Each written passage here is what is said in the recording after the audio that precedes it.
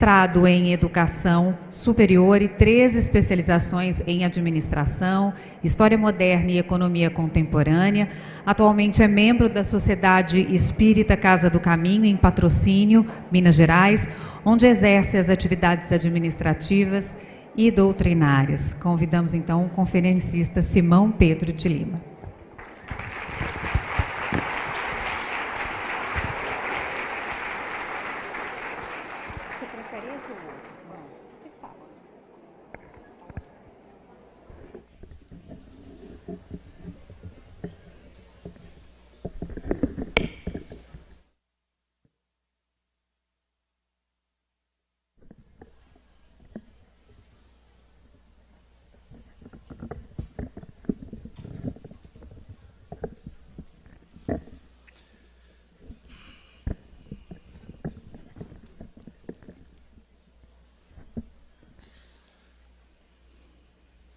Boa tarde. Que Jesus nos abençoe a todos, nos inspire a cada um de nós e que todos nós sejamos guardados junto dele, em paz.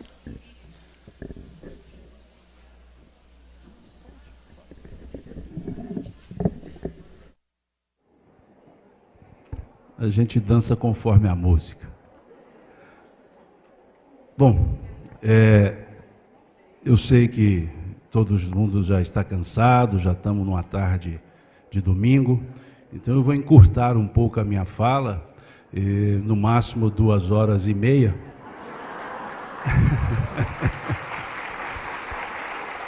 Mas nós faremos com que essas 2h30 transcorram como se fossem 50 minutos. A proposta que nos fizeram para conversarmos agora pela manhã, a lei da vida. E falar de lei da vida, falar de vida, primeiro nós precisamos falar um pouco do Senhor da vida, que é Deus.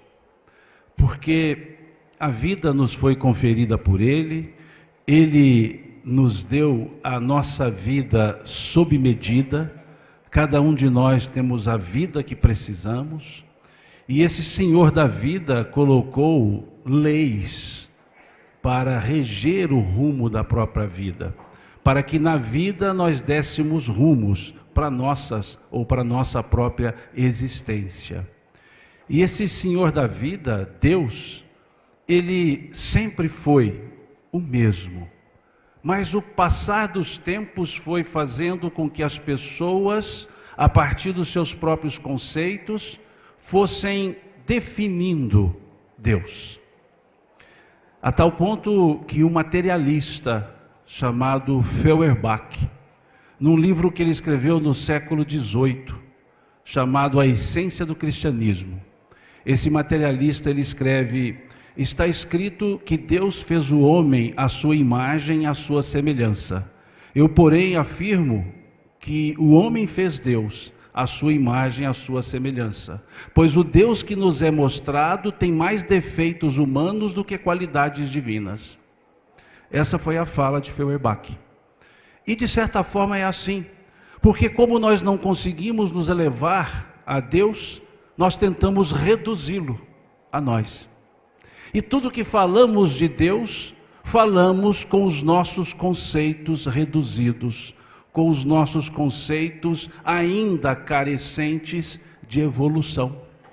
Então, nós tivemos essa figura do Senhor da vida apresentada para a estrutura hoje judaico-cristã, apresentada lá atrás por Moisés, como sendo um Deus vingativo, como sendo um Deus justiceiro, como sendo um Deus exclusivista, um Deus que criou todas as pessoas, mas escolheu um povo só para Ele. Somente um era dele, os demais não.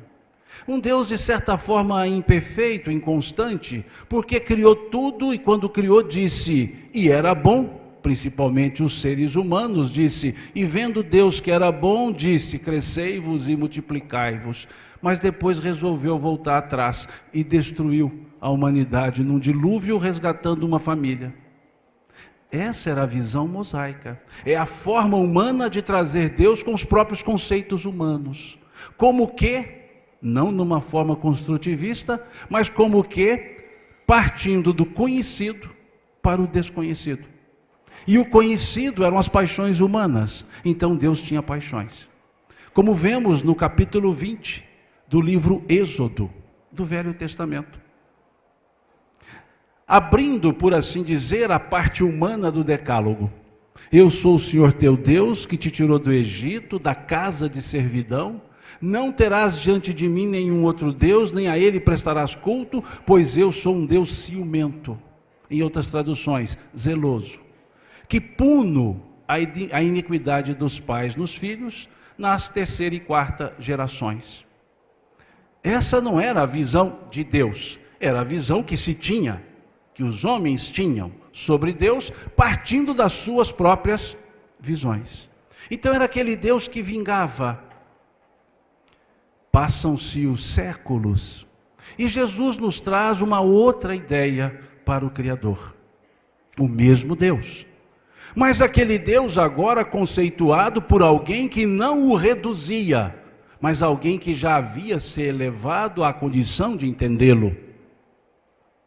E Jesus então dizia: quem de vós, se vossos filhos vos pedirdes um pão, dará uma pedra? Quem de vós, se vossos filhos vos pedirdes um peixe, dará uma serpente?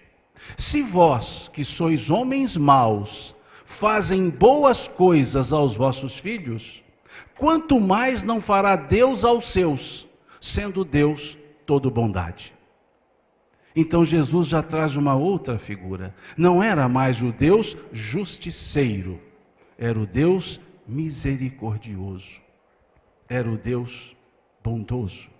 Era o Deus que ele, Jesus, chamava-o por Pai. Chamava-o por Abba. Abba, papai. A palavra Abba não é o pai, o monossílabo. Abba significa papai, a forma carinhosa. Assim ele tratava a Deus, mostrando-nos então que não era aquele Deus personalista, era aquele Deus que Jesus o simbolizava, como bem dito aqui pelo Joaquim, aquele Deus que Jesus dizia que nenhuma ovelha do seu rebanho ficaria perdida, porque não era mais o Deus de um povo, mas de todos. E era o Pai que cuidava de todos os seres. Passam-se os séculos. E a primeira pergunta do Livro dos Espíritos é justamente sobre o Criador.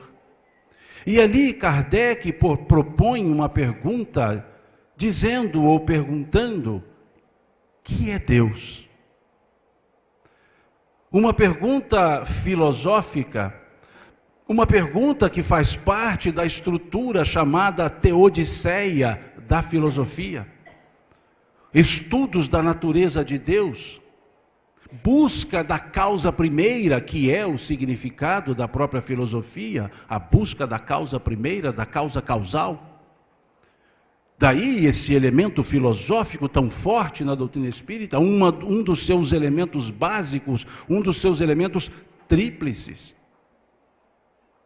E aí a pergunta já denota um conceito bem mais amplo para o entendimento de Deus. Porque a pergunta não tem o artigo definido. Não se perguntou o que é Deus. Perguntou-se que é Deus. Não há o artigo definido.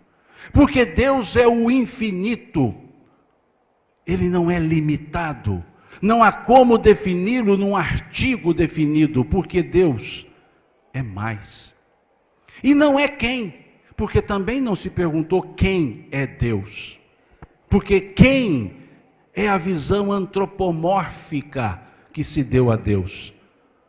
Aquele senhor de barbas longas, brancas, cabelos brancos.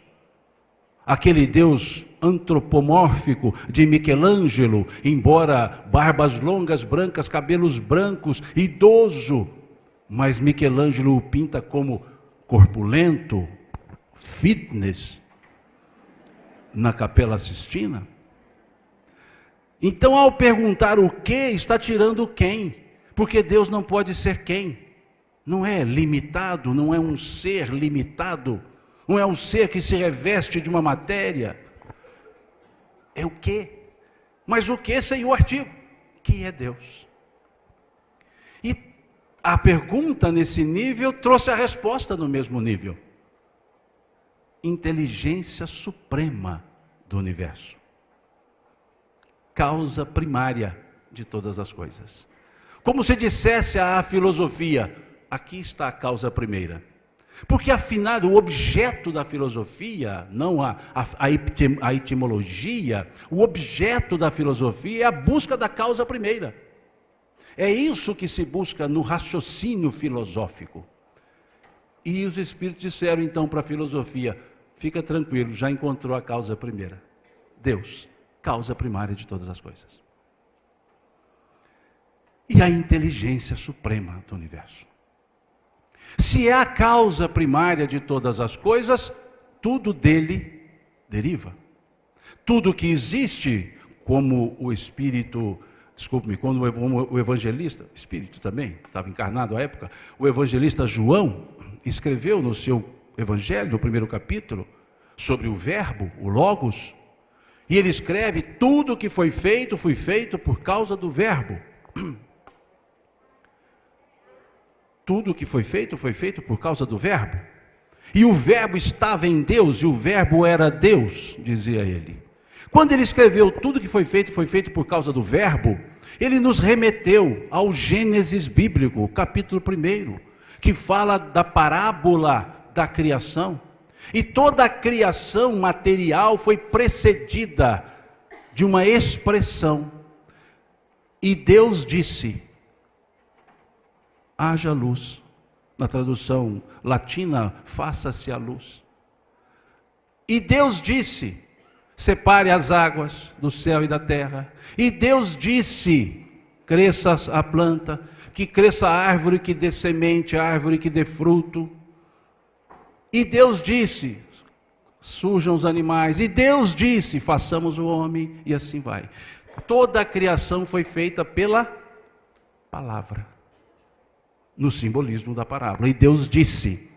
Por isso João foi dizer, tudo que foi feito pelo verbo, por causa do verbo. Porque tudo que se vem do Criador, de Deus. Como a nos dizer que a palavra tem o elemento criativo, não destrutivo. Que a palavra deve ser usada para erguimento, criação, não destruição. Porque é o Logos, o verbo. Então essa causa causal, tudo deriva dele, tudo sai de Deus. Mas essa causa causal também é a inteligência. Mostrando-nos que tudo que Deus criou com a inteligência. Tem uma inteligência por trás de tudo.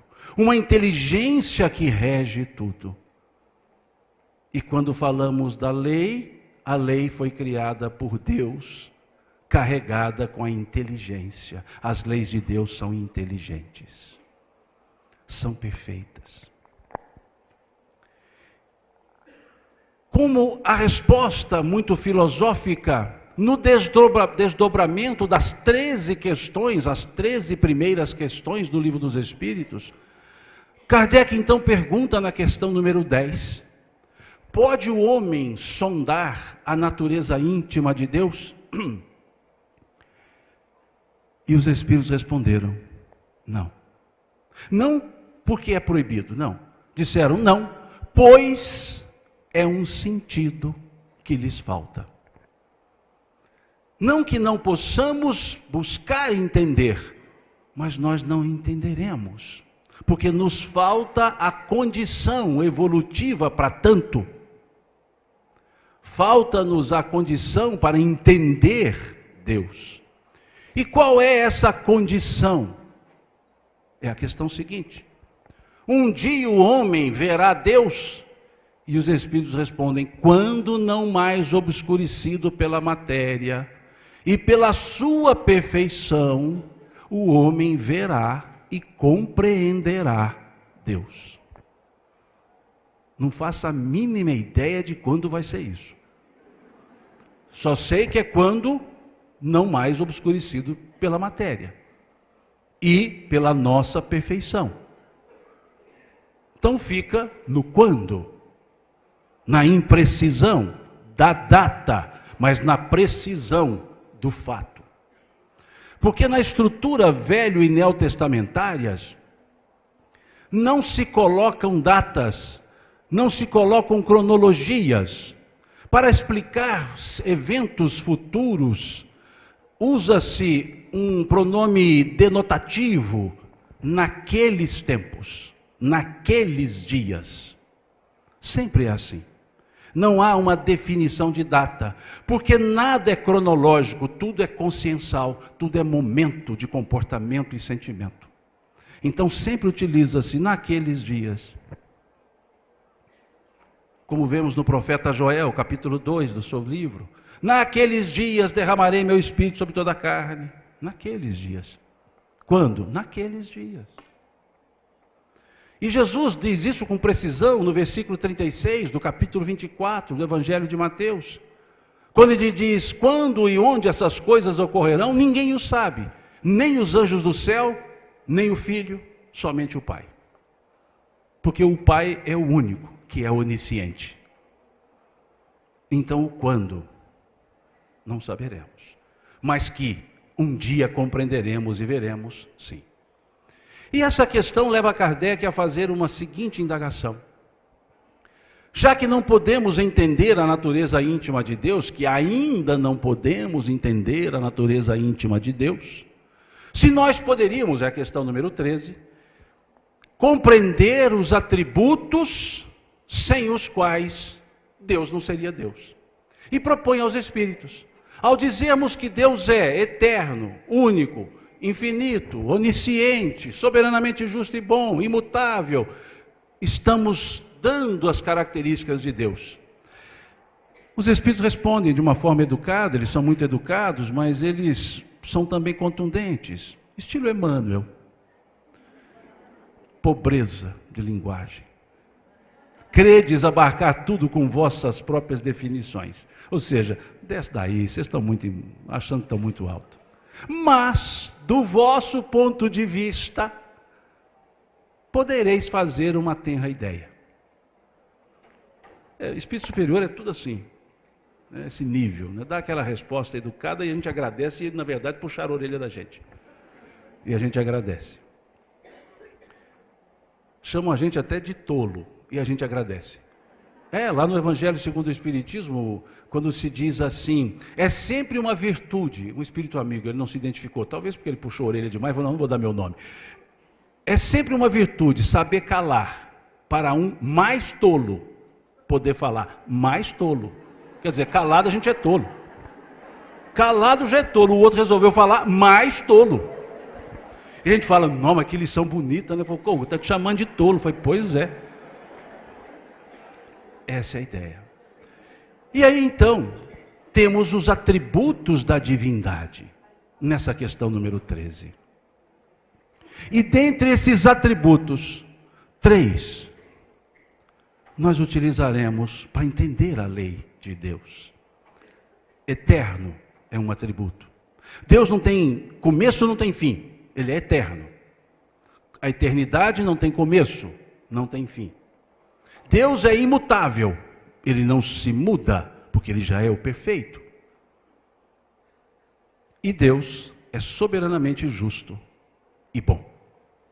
Essas 3 virtudes, ou melhor, esses 3 atributos, são os elementos que também norteiam as leis de Deus.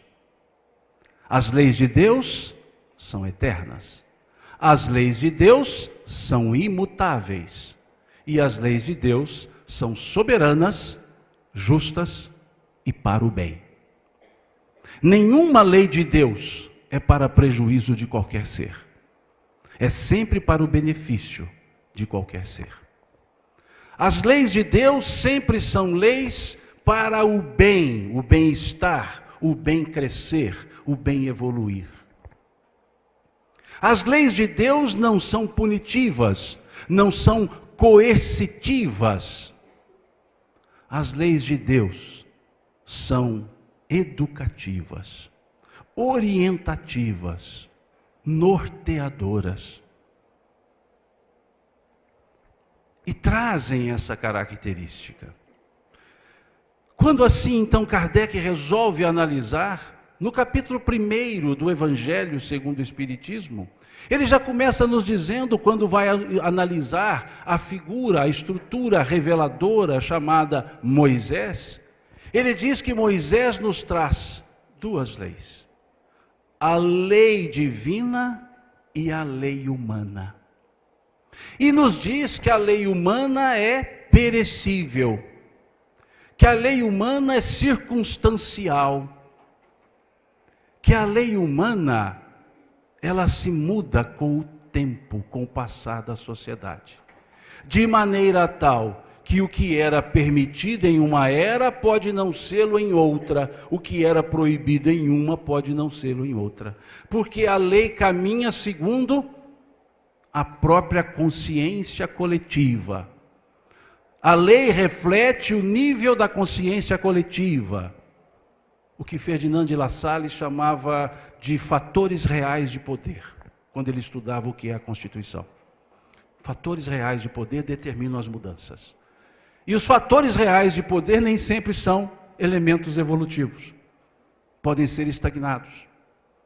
E aí temos legislações que se estagnam. E assim diz Kardec, a lei humana contida em Moisés. E qual o caráter para definir o que seria lei divina e lei humana em Moisés? A transitoriedade. Todas as leis que passaram por processos transitórios não são divinas, porque as leis divinas são imutáveis.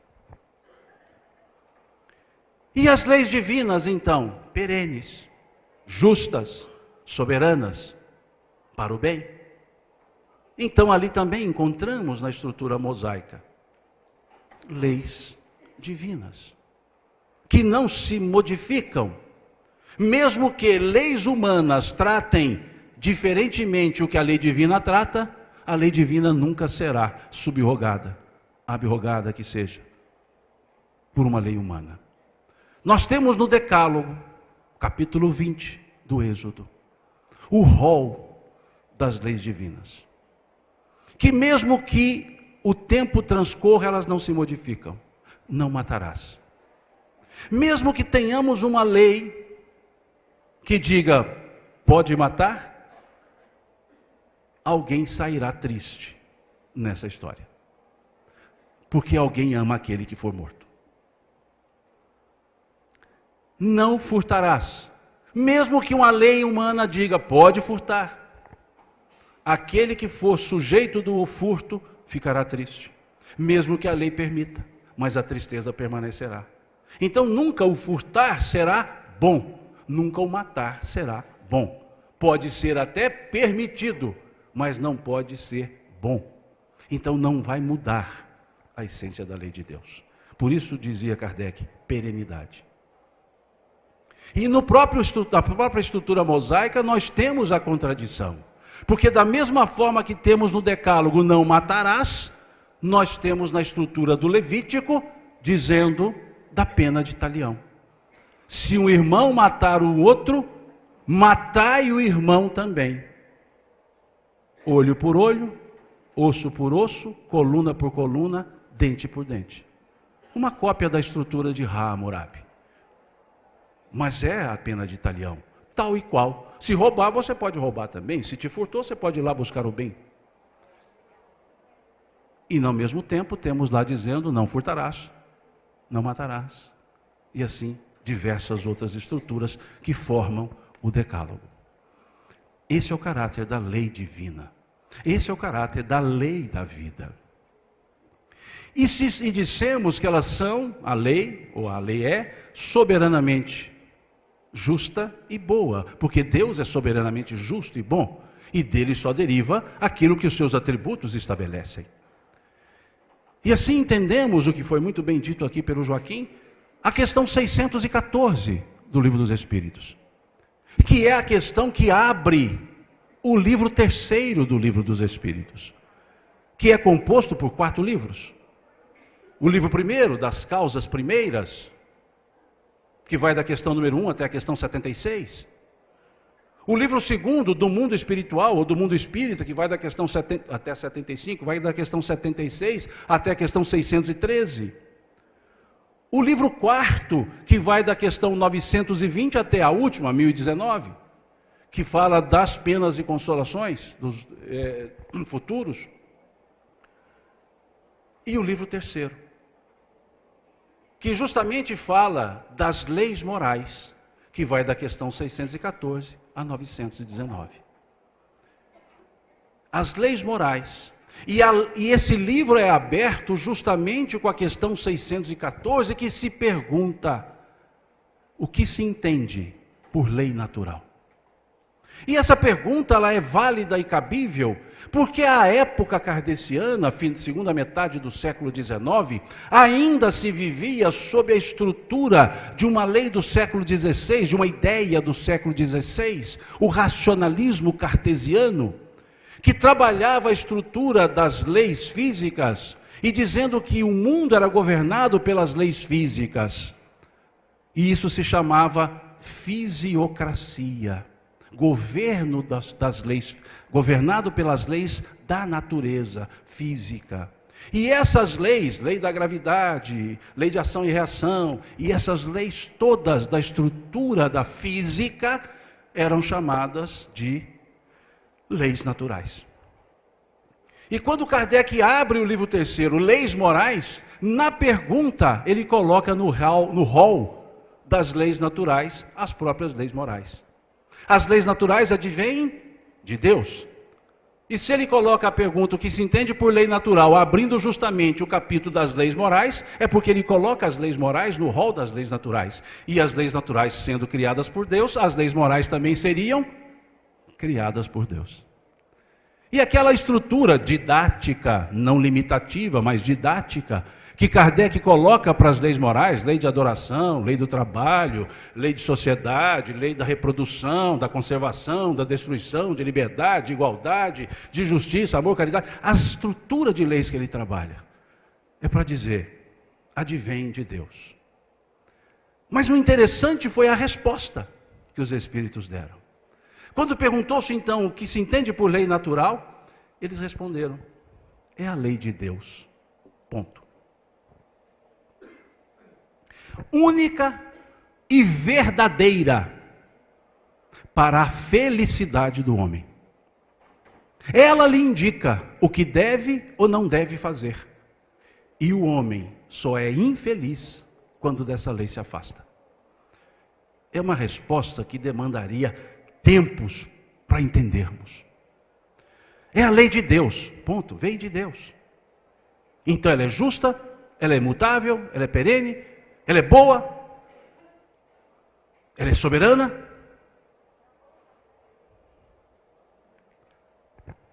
E disseram, única e verdadeira. Única e verdadeira. Não tem outra? E se tivesse outra, seria mentirosa. Única e verdadeira. Mas para essa finalidade, qual a finalidade então da lei natural? Qual a finalidade da lei de Deus? A felicidade do homem. Homem, ser humano. À época utilizava essa expressão homem. Veja, única e verdadeira para a felicidade do homem.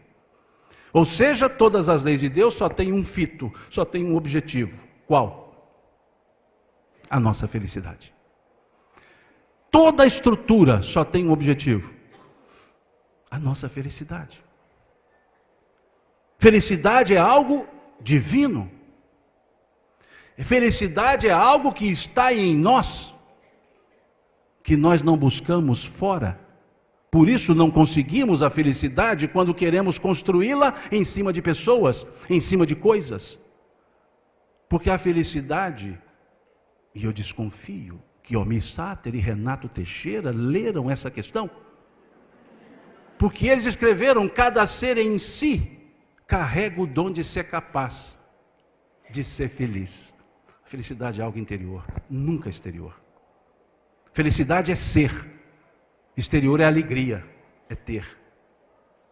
Passa, mas não tira a felicidade. Então veja, porque é da lei de Deus, a felicidade. E ela indica o que nós devemos ou não devemos fazer. Ela não diz, a resposta não diz o que nós podemos ou não podemos. É o que nós devemos ou não podemos. A estrutura da lei de Deus é conveniente ou não conveniente. Não é proibido. Aí entendemos que por antecipação, Paulo de Tarso deve ter lido isso. Porque ele escreveu isso na sua carta aos Coríntios, na sua primeira carta aos Coríntios. Tudo me é lícito, porém nem tudo me convém. Isso é aquela frase que as mães falam para a gente quando é criança. Poder pode, mas não deve. Mas a mãe tem um poder coercitivo, que é o título da música do Roberto Carlos, Côncavo e Convexo. É a mão côncava na nádega convexa. E dá essa estrutura. Aí a gente entende o que é o não deve. Mas Deus não tem essa estrutura. Ele só diz não deve. Ou seja, ela lhe indica o que deve ou não deve fazer. E depois deixa uma outra explicação. E o homem, o ser humano, só é infeliz quando dessa lei se afasta. Por que ele é infeliz? Porque se afastou da lei. E a lei é para quê? Para felicidade. Se eu me afasto da lei, eu estou fazendo o quê? Negando a felicidade. O que significa o prefixo in? Negação. Eles não colocaram, o homem só é triste. Não, o homem é infeliz. Ou seja, o homem nega a felicidade ao afastar-se de Deus. Aproximou-se de Deus, volta à estrutura de felicidade. Volta o entendimento da felicidade. Isso é a lei natural. Essa é a lei que rege a vida. Advém de Deus. E na questão seguinte, a 615, pergunta-se: a lei de Deus é eterna? Se Deus é eterno, a lei de Deus é eterna. E os Espíritos respondem um pouco mais. Vão numa forma que a gente chama lá na estrutura extrapetita. Foi além do pedido.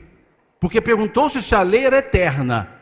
E a resposta foi: eterna e imutável, tal qual o próprio Deus. Ponto. Ela é eterna e imutável. Ela, a lei, não muda. Mantém a estabilidade universal. Sejam elas leis físicas, sejam elas leis morais. Eterna e imutável, tal qual o Criador. E toda lei tem um objeto, tem lá uma ementa para dizer do que ela vai tratar. E qual é o objeto da lei de Deus? Joaquim também disse isso aqui mais cedo. Questão 115 do Livro dos Espíritos. Há espíritos que foram originalmente criados para o bem e outros para o mal? É a pergunta. E a resposta foi: todos foram criados simples e ignorantes. Ignorantes no sentido estrito da palavra, não sabedores, porque eles explicam lá na frente, eles dizem simples e ignorantes, vírgula, ou seja, vírgula, sem saber. Para não ter dúvida de alguém que no futuro, já pensar, no futuro a palavra ignorante vai ser usada pejorativamente. Então já vou explicar esse negócio aqui, disseram lá. Veja, simples e ignorantes, não sabendo das coisas. E não saber das coisas é a chave para aprender as coisas. Porque se eu já soubesse, nada mais teria que aprender. E quanto mais aprendemos, mais nós queremos aprender, porque mais nós sabemos que não sabemos o necessário, o suficiente. Estrutura socrática.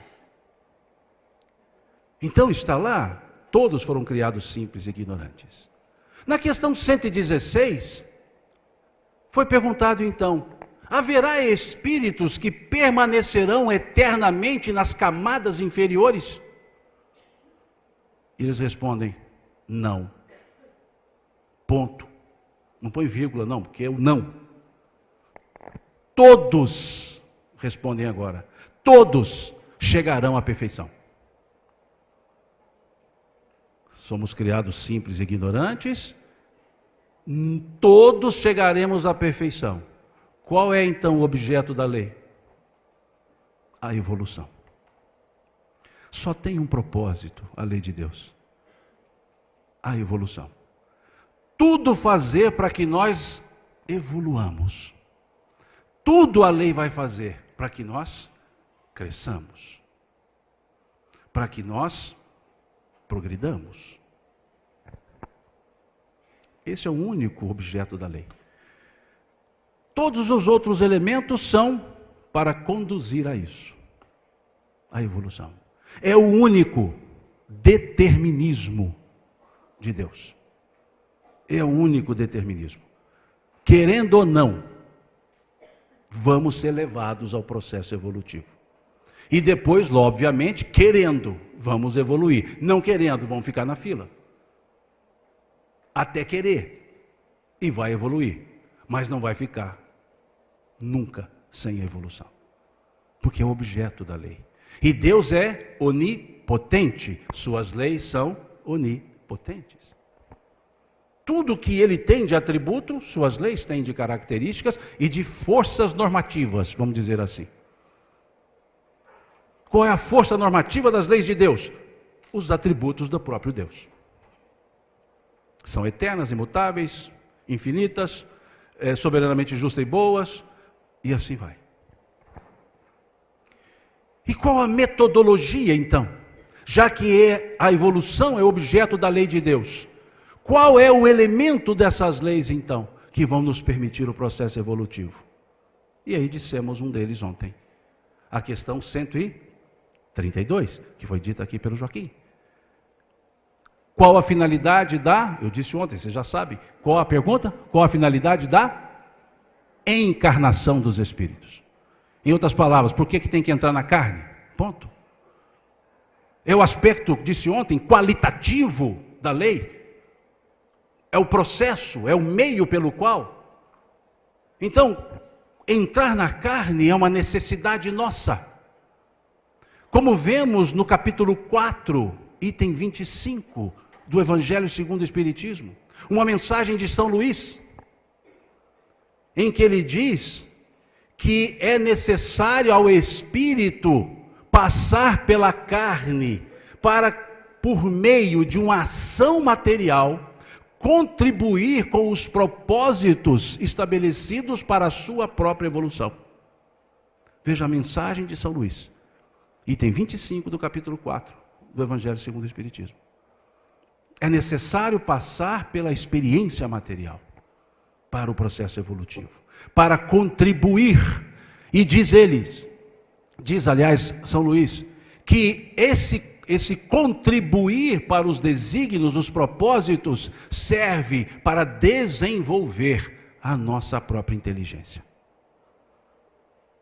Eles dizem, é por meio de uma ação material. Então é preciso o processo encarnatório.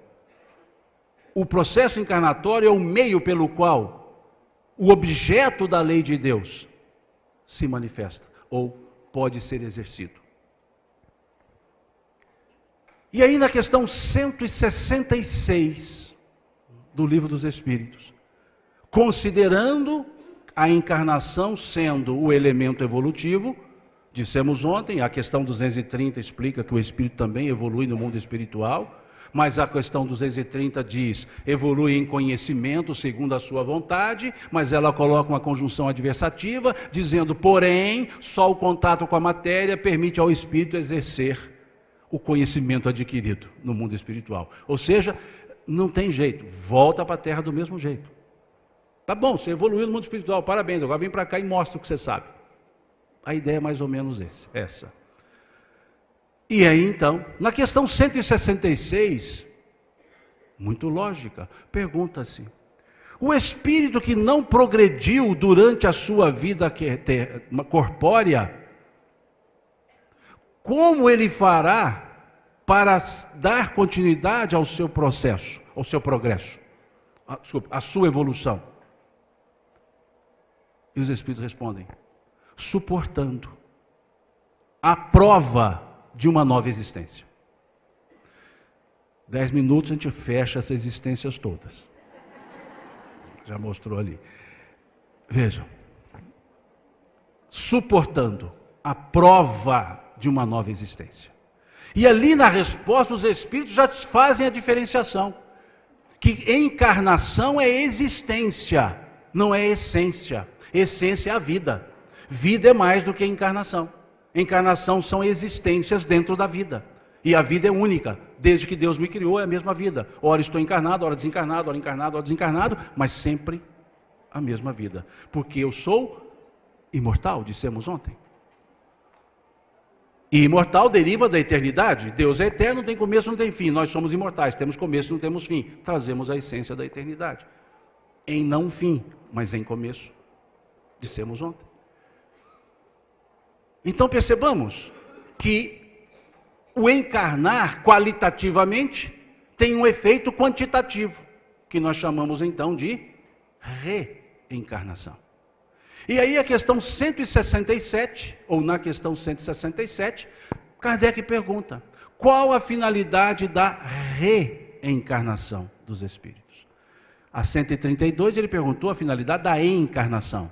Na 167 ele está perguntando a finalidade da reencarnação. Agora ele quer saber por que esse tanto de vezes.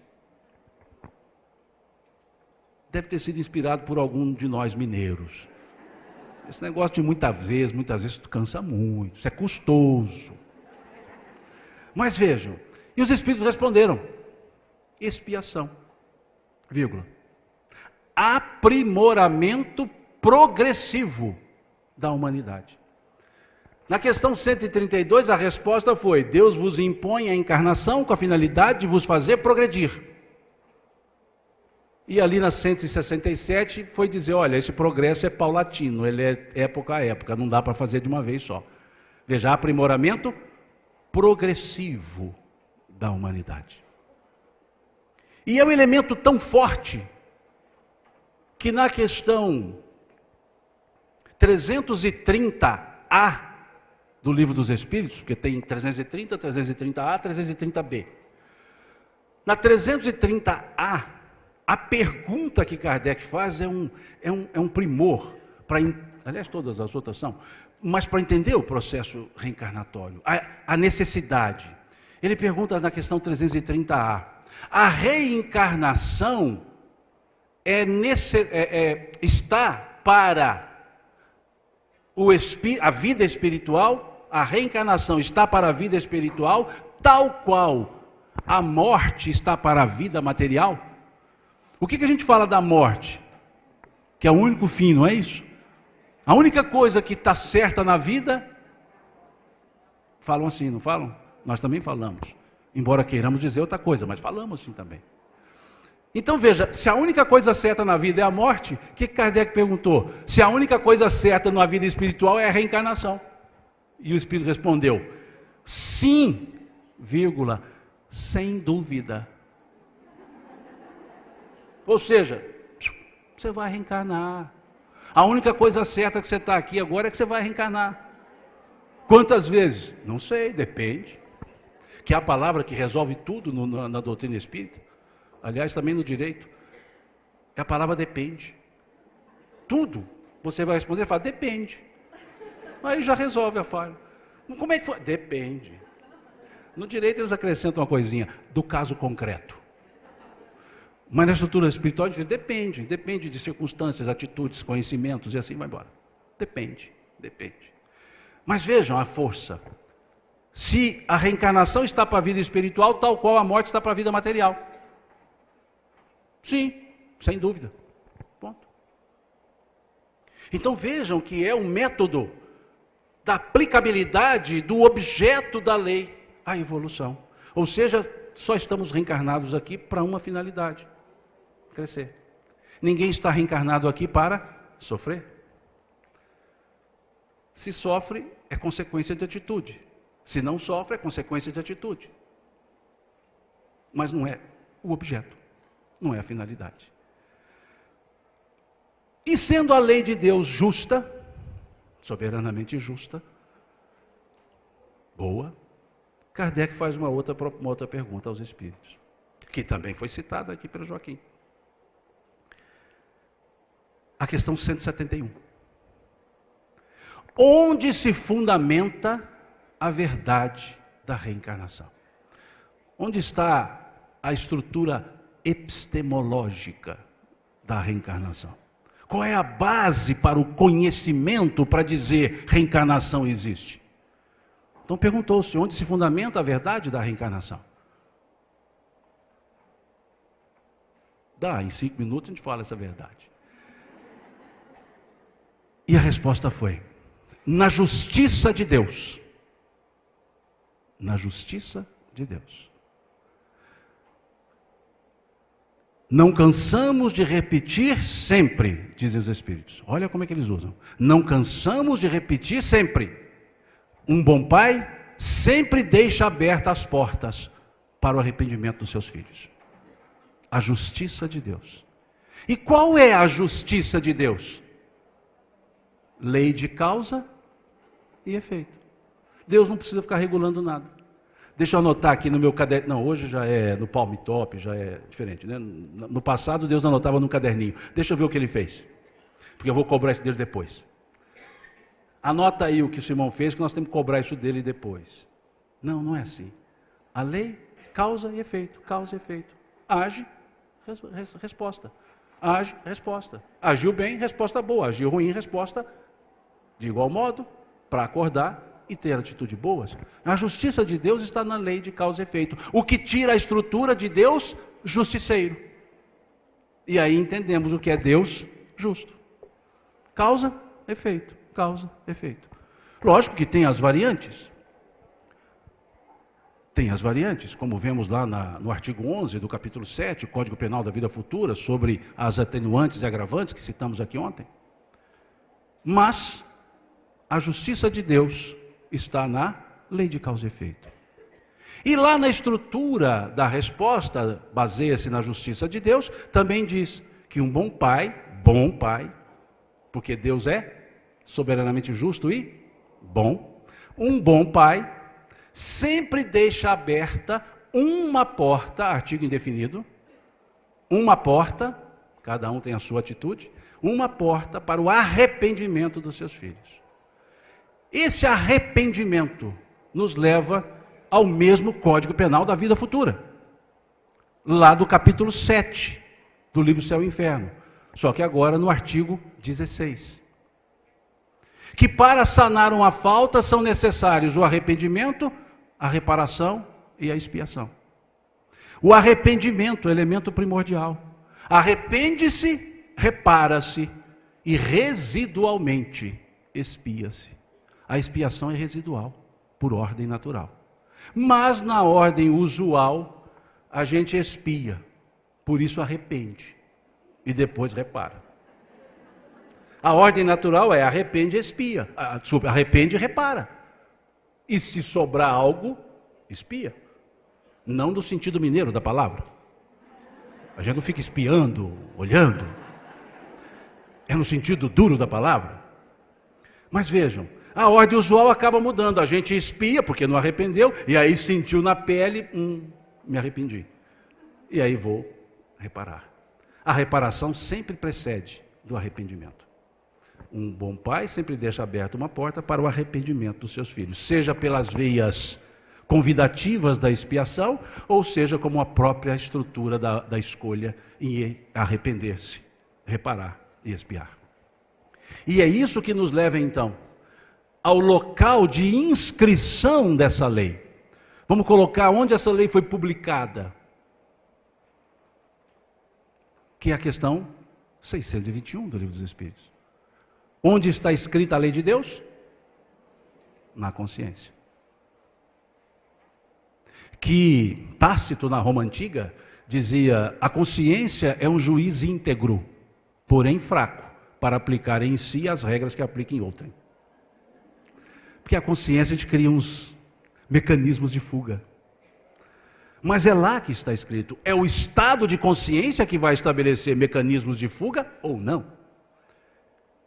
O que Jesus já vinha dizendo quando falava do reino de Deus, quando ele dizia em 5 parábolas que o reino de Deus era de caráter interior.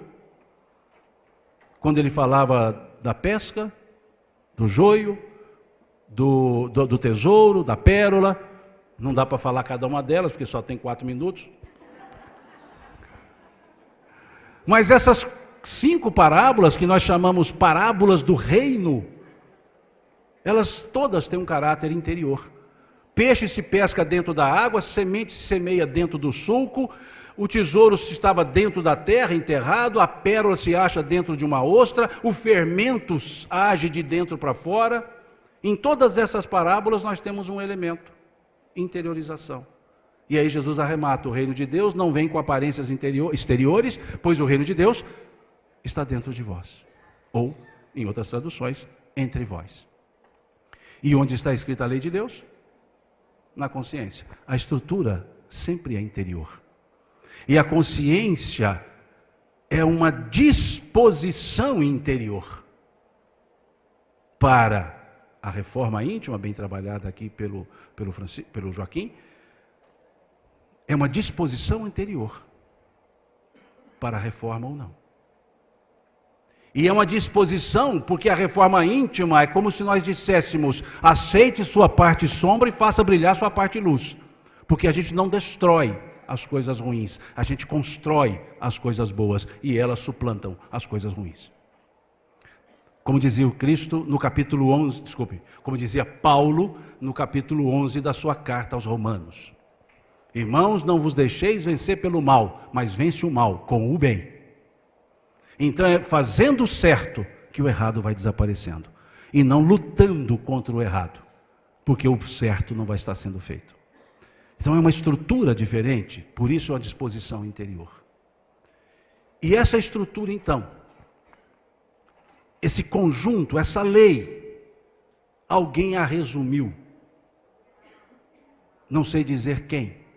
Alguém a resumiu e a escreveu no dolmen de Allan Kardec, no túmulo de Allan Kardec. Porque essa frase não é de Kardec, foi escrita no túmulo dele, que é a síntese da estrutura da lei de Deus, da lei da vida. Nascer, vida não acaba, então não tem final, tá? Ela mostrou assim, final. Mas tá bom, a encarnação tem. Veja, nascer, morrer, renascer ainda, progredir sempre. Tal é a lei. Veja que síntese. Quem escreveu isso, leu tudo isso para trás. Ou se é antes, leu por antecipação. Nascer, morrer, renascer ainda, progredir sempre. Tal é a lei. E é tão forte, e é tão verdade. Essa lei da vida, nascer, morrer, renascer ainda, progredir sempre, na estrutura da bondade e justiça da causa e efeito, que Jesus vai dizer para Nicodemos, capítulo 3, versículo 3 do Evangelho de João. Em verdade te digo, aquele que não nascer de novo, não entrará no reino dos céus. E Nicodemos, com aquela estrutura de conhecimento dele, fala: Senhor, como é possível uma pessoa nascer de novo, já sendo velha? Entrará, porventura, de novo no ventre da mãe? Jesus deve ter colocado aquela carinha lá do WhatsApp assim. Porque ele respondeu para Nicodemos: como tu és mestre em Israel, não sabe essas coisas. Ou seja, na linguagem mais nossa, jovem, mas sim, você não está sabendo disso? Não te espantes eu dizer é necessário nascer de novo. Veja, aquele que não nascer da água e do Espírito não entrará no reino dos céus. Água.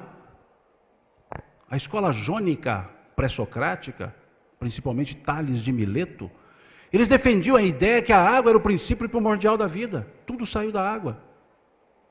escola eleática, escola atomista, mas ali a escola jônica é que trazia essa estrutura para dizer que tudo derivava da água. A água simboliza a matéria. Quem não nascer da matéria e do espírito, renovação.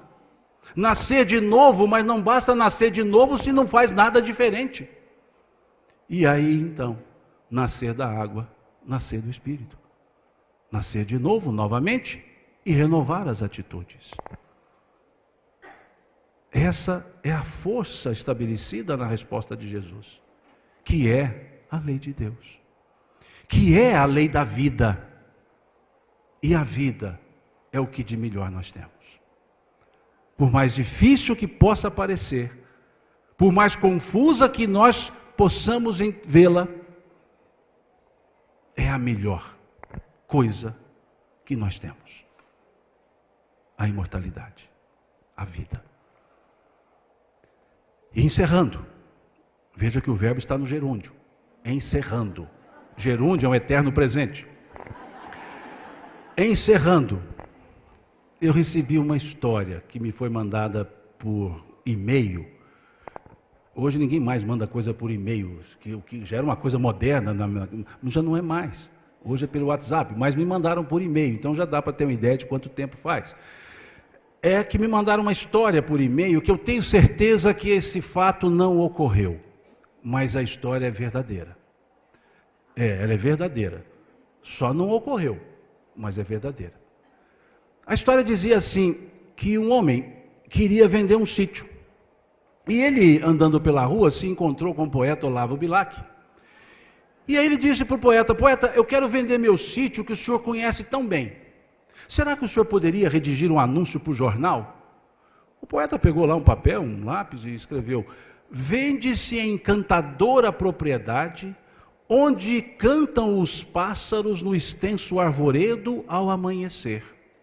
É cortada por marejantes e cristalinas águas de um belo ribeirão, e a casa nela existente é banhada pelo sol nascente e oferece as sombras tranquilas das tardes na varanda.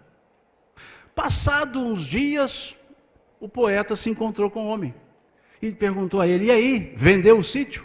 E o homem respondeu, nem pensei mais nisso. Depois que eu vi o anúncio é que eu vi a maravilha que eu tinha. Assim é a nossa vida. Não esperemos ninguém anunciá-la para saber a maravilha que ela é. Que Deus nos abençoe a todos.